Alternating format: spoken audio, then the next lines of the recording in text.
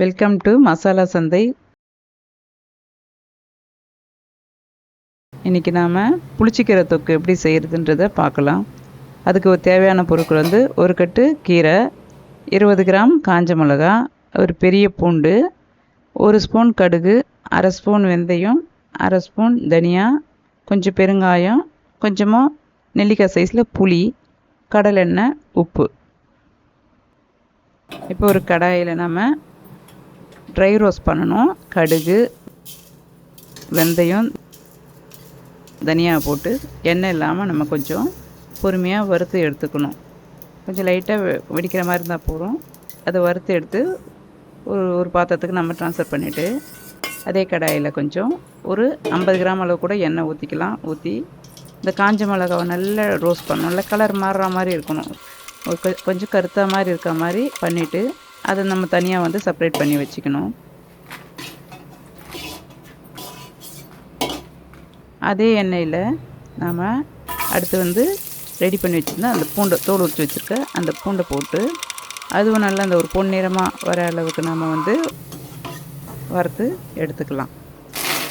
அது எடுத்த பிறகு அதே கடாயில் நம்ம ரெடி பண்ணி வச்சுருக்க கீரையை போட்டு நல்லா கொஞ்சம் ஸ்லோ ஃப்ளேமில் வச்சு நல்லா இந்த மாதிரி ஒரு கலர் வர அளவுக்கு நம்ம வந்து வதக்கி எடுத்துக்கிட்டால் போகிறோம். கீரை அதிலே நல்லா கொஞ்சம் வெந்துடும்.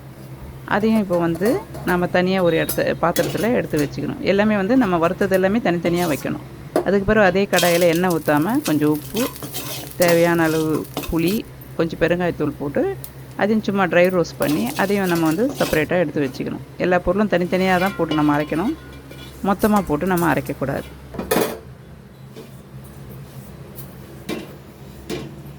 முதல்ல நம்ம இந்த வெந்தயம், தனியா, கடுகு இருக்கிறத நம்ம வந்து முதல்ல தூள் பண்ணி எடுத்துக்கணும். கொஞ்சம் லைட்டாக கொஞ்சம் குறைன்னு இருக்க மாதிரி அரைச்சி எடுத்துக்கிட்டால் நல்லது. ரொம்ப மாவு மாதிரி இல்லாமல் அதை வந்து நம்ம தனியாக எடுத்து வச்சுக்கலாம்.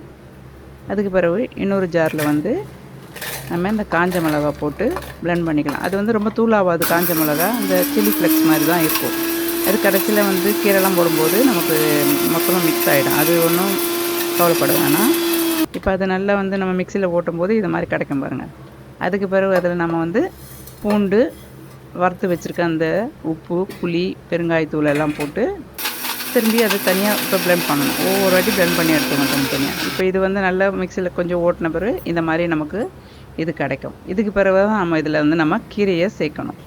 இப்போ கீரை நம்ம பொடிச்சு வச்சுருக்க அந்த கடுகு, வெந்தயம், தனியா சேர்த்து வச்சோம் பார்த்திங்களா, அந்த தூளையும் இப்போ நம்ம இதுலேயே போட்டு நல்லா மிக்ஸி நல்லா வந்து கொஞ்சம் ஓட்டி விடணும்.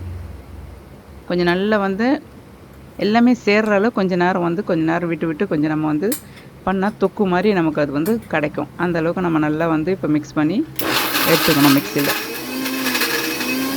அதுக்கு பிறகு தான் நம்ம வந்து தாளிப்பு நம்ம போட போகிறோம். அதால் இது வந்து நல்லாவே ரெடி பண்ணி எடுத்துக்கோங்க. இதை மாதிரி கிடைக்கும் பாருங்கள். எப்படி இருக்குது பாருங்கள். இதை மாதிரி இருக்கும்.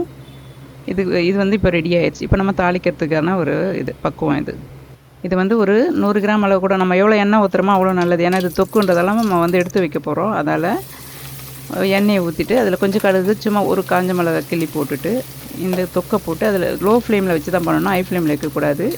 இது ஆல்ரெடி வெந்திருக்கிறதால ரொம்பவும் நம்ம வதக்க வேண்டியதில்லை. ஆனால் நம்ம வந்து அந்த எண்ணெயும் அந்த கீரையும் நல்லா வந்து மிக்ஸ் ஆகணுன்றதுக்காக தான் நான் வந்து இந்த லோ ஃப்ளேமில் வச்சு பண்ணணும். இப்போ பாருங்கள், அவ்வளோ எண்ணெயும் அப்படியே உறிஞ்சி வச்சிருச்சு. ஃபுல்லாகவே எண்ணெய் எங்கே போச்சுன்னே தெரியல பாருங்கள்.